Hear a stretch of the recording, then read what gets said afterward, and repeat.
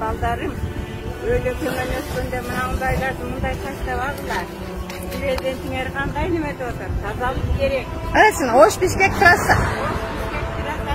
Бүгін 16 августта президент Садыр Жапаров Ош Бишкек уна жолунда таштанды тірген апанын видеосы менен социалдык тармактагы баракчасы аркылуу бөлүштү. Буга чейин аталган видео интернет желесине тарап, колдонуучулар тарабынан түрдүү пикирлер калтырылап, ападан жосунсуз жоруктар үчүн кечирим сурагандар болгон. Президент өзүнүн баракчасында бөлүшкөн видеосунун астына интернет колдонуучулары таштанды таштаган жарандарга чара көрүү керектигин жазышууда. Бүгін 16 августта Ысык-Көл облусундагы Чолпон Ата шаарында Кыргызстан менен Өзбекстан Республикасынын ортосундагы өкмөттөр аралык эки тараптуу кызматташуу боюнча биргелешкен комиссиянын 10-чу жыйыны тар жана кеңейтилген курамда болуп өттү.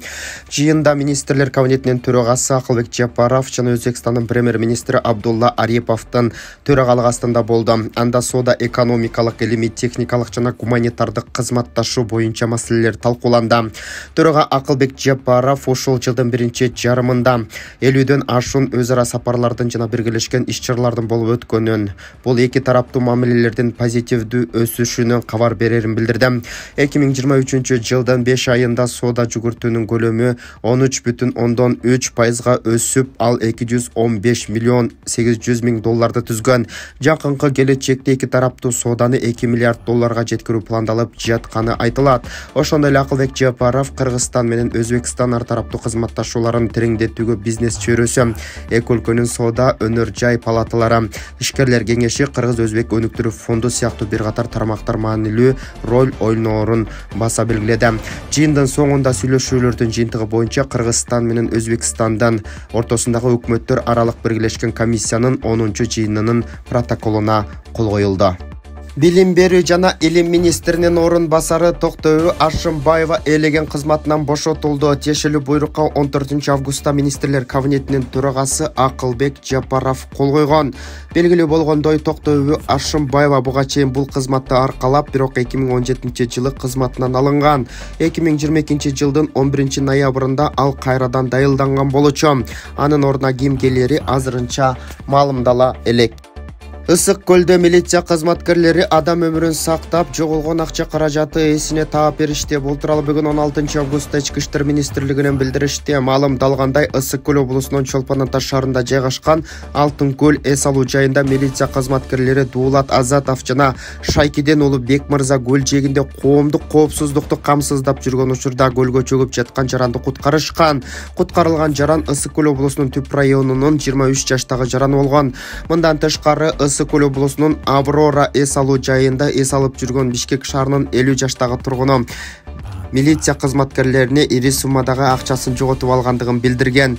Ага ылайык милиция кызматкерлери Эрлан Талгартбеков, Бекболот Көчөров жана Мирбек Табалдиев эс алуу жайдын айланасын издешип 500 миң сом өлчөмүндө акчаны таап, эсине кайтарып беришкен. Ага ылайык өз кезегинде ыкчам жардам көргөзүшүп, кызматтык милдеттерин так аткарган милиция кызматкерлерине жарандар терең ыраазычылыгын билдиришкен. Куткаруучулар Ленин чокусуна машыгуушуда. Бул тууралуу өзгөчө кырдаалдар министрлигинен билдиришти. Белгилегенде, алар кесиптик чеберчилигин жогорулатуу максатында тоодон куткаруу иштерин практикалык түрдө аткарууда.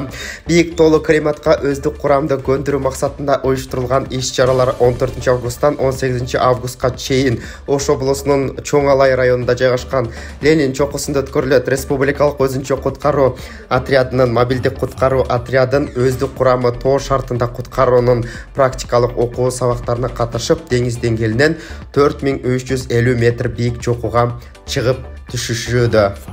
Бүгүн 16 августка карата чет элдик валюталардын курсу менен таныштырабыз. Бишкектеги коммерциялык банктарда доллар, рубль жана евронун курсу төмөндөгүдөй болууда. 1 доллар 88 сом 1 сомдон сатылып алынса, 88 сом 32 тыйынга чейин сатылууда. Рубльды сатып алуу 86 тыйындан болсо, сатуу 94 тыйынга чейин барууда. 1 еврону сатып алуу 95 сом 7 тыйындан болсо, 96 сом 7 тыйынга чейин сатылууда. Ал эми Улуттук банкта 1 доллардын курсу 88 сом 27 тыйын деп көрсөтүлөт. Евро 96 сом жана ошондой эле рубль 93 сом деп бекитилген.